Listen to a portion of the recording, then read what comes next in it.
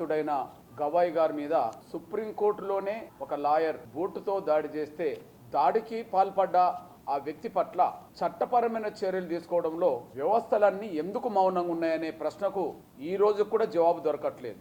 దాడి జరిగి ఈ రోజుకి 19 రోజులు అంటే 20 రోజులు దగ్గరకు వచ్చింది. 20 రోజులు అవుతున్నా సిజే గారి మీద దాడి చేసిన వ్యక్తి పట్ల ఇంతవరకు చట్టబద్ధమైన చర్యలు ఏ వ్యవస్థ తీసుకోలేదు. దీనికి నిరసనగా నవంబర్ 1న హైదరాబాద్లో దళితుల ఆత్మగౌరవ ప్రదర్శన పేరుతో ఒక నిరసన కార్యక్రమాన్ని చేపట్టబోతున్నాం. దేశాన్ని ముందుకు నడిపిస్తున్న గౌరవ మన దేశ ప్రధానమంత్రి నరేంద్ర మోడీ గారు ఖండిస్తూ సిజే గారితో మాట్లాడుతూ ఈ దాడి సంఘటన ప్రతి భారతీయుడిని ఆగ్రహానికి గురి చేసిందని చెప్పాడు. అంటే దాదాపు 140 కోట్ల మంది భారతీయుల ఆగ్రహానికి గురి చేసినంత తీవ్రమైన సంఘటనని చెప్పగలిగాడు. న్యాయ వ్యవస్థపై నమ్మకాన్ని తగ్గిస్తాయి ఇట్లాంటి చర్యలు.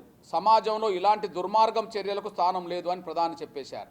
శ్రీమతి సోనియా గాంధీ గారు, రాహుల్ గాంధీ గారు, ఖర్గే గారు ప్రతిపక్ష పార్టీకి నేతలు. ఇది రాజ్యాంగం మీద జరిగిన దాడి అని చెప్పారు. ఇది న్యాయ వ్యవస్థ మీద జరిగిన దాడి అని చెప్పారు. ఇది ప్రజాస్వామ్యం మీద జరిగిన దాడి అని చెప్పారు. ఇది స్పష్టంగా కనిపిస్తున్నది. ఇక ఈ దేశంలో ఉండబడే ప్రతి రాజకీయ పార్టీ, ప్రతి రాజకీయ నాయకుడు దాడిని ఖండించారు. అది వామపక్షాల ఇంకో పక్షమా కాదు. దాడిని దేశం మొత్తం ఖండించింది. దేశం మొత్తం ఖండించదగ్గ ఆ దాడి పట్ల చట్టపరమైన చర్యలు ఎందుకు తీసుకోలేదు? రెండో విషయం, ఈ దేశంలో మేధావర్గం ఈ సంఘటన తర్వాత ఈ దాడి రాజ్యాంగానికి అవమానం అని చెప్పి వచ్చేసింది. ఈ అధర్మ దాడికి జవాబుదారితనం ఎవరు తీసుకోరా అని కూడా చెప్పింది. శబరిమల కేసులో మహిళలకు చోటు లేదు ప్రార్థన చేసుకోవడానికి. కానీ సుప్రీంకోర్టు పరిధిలో, రాజ్యాంగం పరిధిలో మహిళల పట్ల ఎక్కడ వివక్షత ఉండద్దని చెప్పి సుప్రీంకోర్టు పరిధిలో మహిళలకు పోయే స్వేచ్ఛ ఇచ్చింది. ఇవాళ మనకు రాష్ట్రపతి కూడా పోయి వచ్చింది కదా మొన్న. మరి విశ్వాసం ఏం చెప్తుంది? మహిళలకు చోటు లేని చెప్పింది. రాజ్యాంగం ఏం చెప్పింది? ఎవరికైనా వివక్షత ఉండకూడదని చెప్పేసింది. ఏమి దాడి జరగలేదే? ఇంకొక తీవ్రమైన ఒక విశ్వాసం మీద కూడా ఒక సుప్రీంకోర్టు జడ్జి ఒక మాట మాట్లాడిండు. రాధాకృష్ణుల సంబంధాల మీద చాలా అవమానకరమైన భాషతో మాట్లాడిన సందర్భాలు కూడా ఉన్నాయి. ఆ రోజు ఎవరు జరగలేదే? టీవీలో వస్తుంది, అన్ని బయటకు వస్తున్నాయి కదా. రాధాకృష్ణ సంబంధాలను ఒక గొప్ప ప్రేమ సంబంధాలుగా చూస్తారు కదా వ్యవస్థ. కానీ దాన్ని ఇంకొక సంబంధంగా చూడాలని చెప్పి జడ్జి మాట్లాడిండు. ఎవరు దాడి చేయలేదే?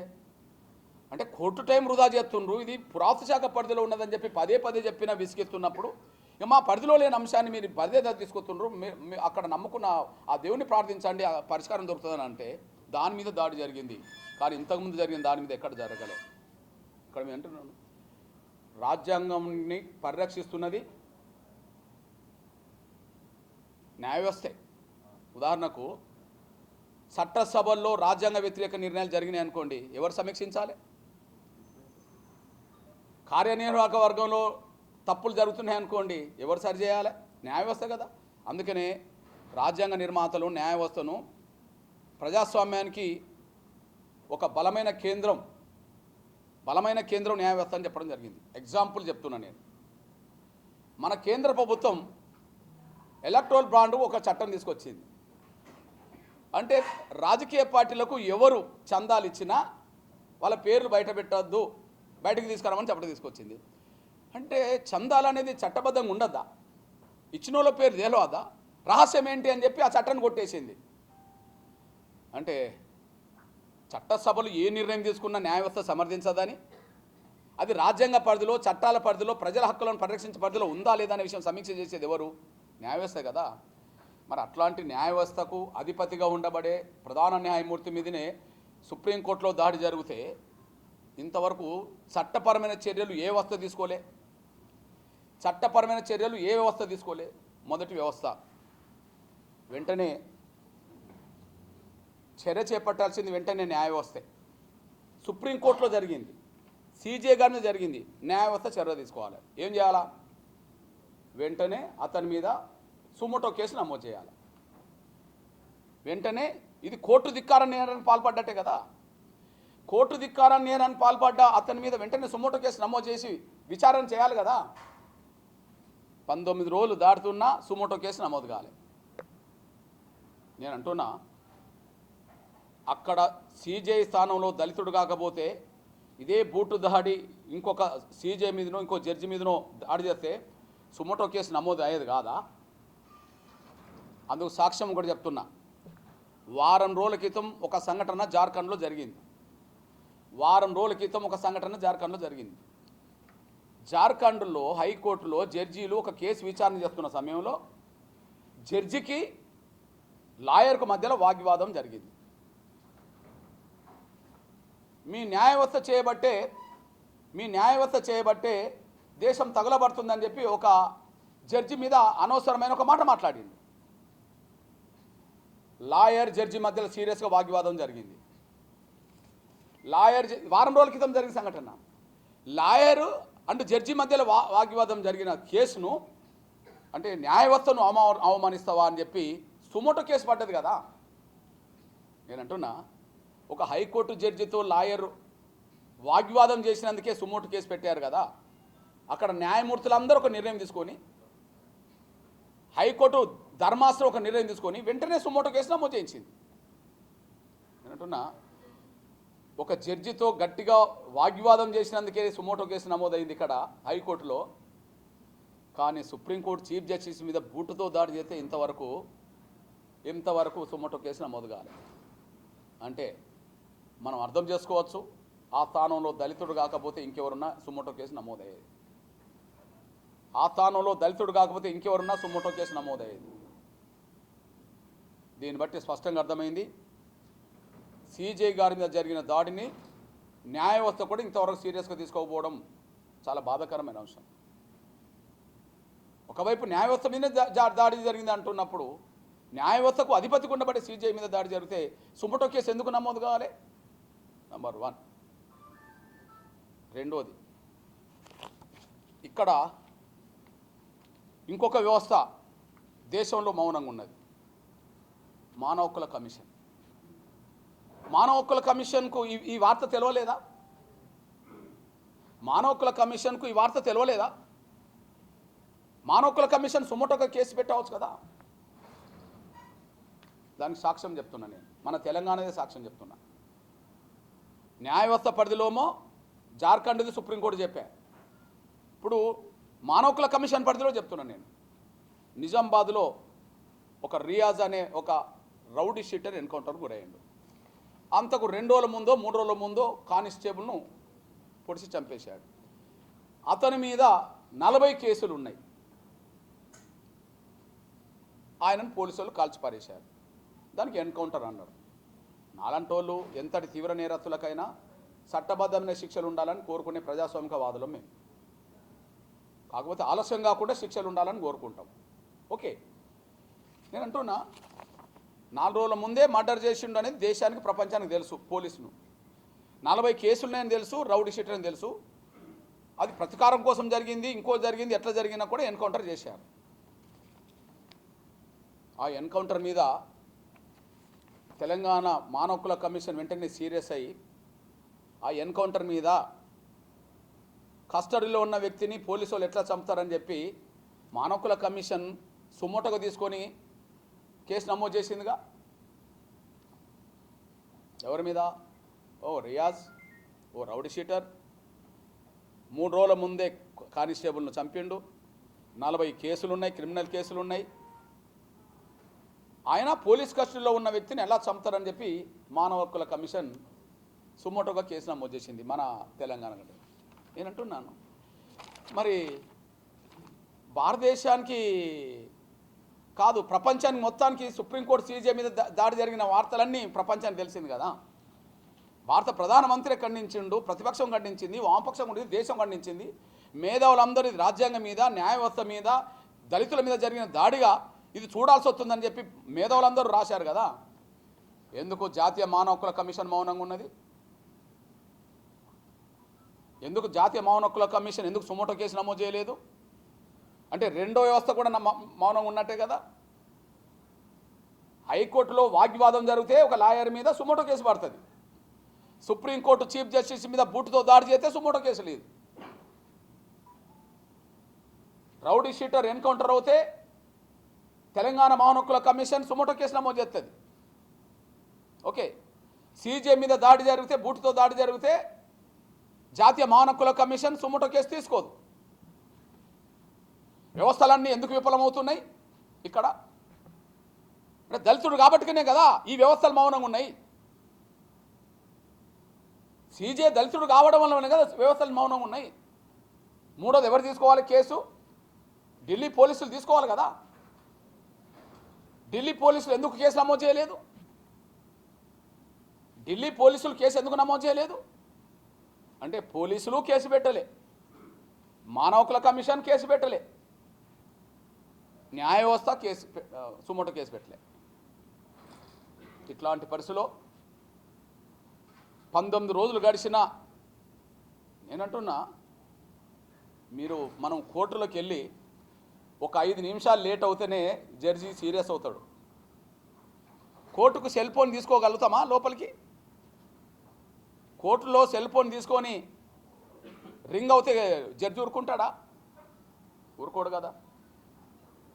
కోర్టు ప్రాంగణం లోపల కనీసం ఎవరన్నా ధూమపానం చేయగలుగుతారా?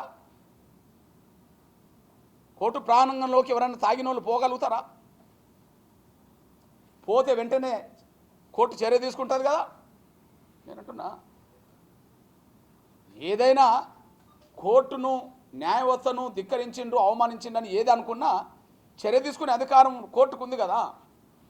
కానీ న్యాయ వ్యవస్థకే సుప్రీంకోర్టు బాస్ అవుతే, సుప్రీంకోర్టుకే చీఫ్ జస్టిస్ బాస్ అవుతే, అట్లాంటి ప్రముఖ చీఫ్ జస్టిస్ మీద దాడి జరిగినా కూడా, దాడి జరిగి 19 రోజులు గడిచినా ఢిల్లీ పోలీసు వాళ్ళు కేసు పెట్టారు. జాతీయ మానవ హక్కుల కమిషన్ సుమోటో కేసు తీసుకోదు. అదే సమయంలో న్యాయ వ్యవస్థ సుమోటో కేసు తీసుకోదు. దీన్ని నిరసిస్తూ హైదరాబాదులో నవంబర్ 1న ఇది దళితుల ఆత్మగౌరవ ప్రదర్శనగా హైదరాబాదులో ప్రదర్శన చేయబోతున్నాం. ఖచ్చితంగా ఆ ప్రదర్శన 3 కోణాల్లో జరుగుతుంది. ఒకటి, సీజే గారు దళితుడు కాబట్టిగానే వ్యవస్థలన్నీ మౌనంగా ఉన్నాయని మేము భావిస్తున్నాం. దేశం ఖండించింది, మేధావులందరూ ఖండించిన ఈ సంఘటన మీద 3 వ్యవస్థలు మౌనంగా ఉండడానికి కారణం అతను దళితుడు కావడం వల్ల నేను భావిస్తున్నాం. అతను దళితుడు కాకపోతే హైకోర్టులో జరిగిన దాని మీద సుమోటో పడ్డది. రౌడీ షీటర్ ఎన్కౌంటర్ అవుతే సుమోటో అవుతుంది. చిన్న కేసు అవుతే పోలీసులు కేసు పెడతారు. కానీ ఇక్కడ ఢిల్లీ పోలీసులు కేసు పెట్టకుండా మౌనంగా ఉన్నారు. న్యాయ వ్యవస్థ సుమోటో కేసు తీసుకోలేదు, మానవ హక్కుల కమిషన్ తీసుకోలేదు. దానికి కారణం ఒకటి సీజే దళితుడు కావడం వల్లనే. కాబట్టి దళితులుగా మేము ఆత్మగౌరవాన్ని కాపాడుకోవాలి, కాబట్టి ఆత్మగౌరవాన్ని పరిరక్షించుకోవాలి. కాబట్టి మొదటిది దళితుల ఆత్మగౌరవ ప్రదర్శనగా పేరు పెడుతున్నాం, నంబర్ 1. రెండోది, ఇది దళితులుగా మేము స్పందిస్తున్నా, ఇది న్యాయ వ్యవస్థ మీద దాడి జరిగిందని చెప్పి అందరూ ఒప్పుకున్నారు కనుక ఇది న్యాయ వ్యవస్థకు జరిగిన అవమానమని మేము భావిస్తున్నాం. కాబట్టి న్యాయ వ్యవస్థకు జరిగిన అవమానాన్ని ఎదుర్కోవడానికి, న్యాయ వ్యవస్థకు ఉండబడే స్వతంత్రతను, గౌరవాన్ని నిలబెట్టడానికి రేపు ఆ ప్రదర్శన ఉంటుందని కూడా మీ దృష్టికి తీసుకొస్తున్నాను నేను. మూడోది, ఇది రాజ్యాంగం మీద జరిగిన దాడి. రాజ్యాంగాన్ని బలహీనపరిచే శక్తులు, అవి వ్యక్తుల రూపంగా ఉన్నా, సిద్ధాంతాల రూపంగా ఉన్నా, విశ్వాసాల రూపంగా ఉన్నా, రాజ్యాంగమే మనకు ప్రామాణికం.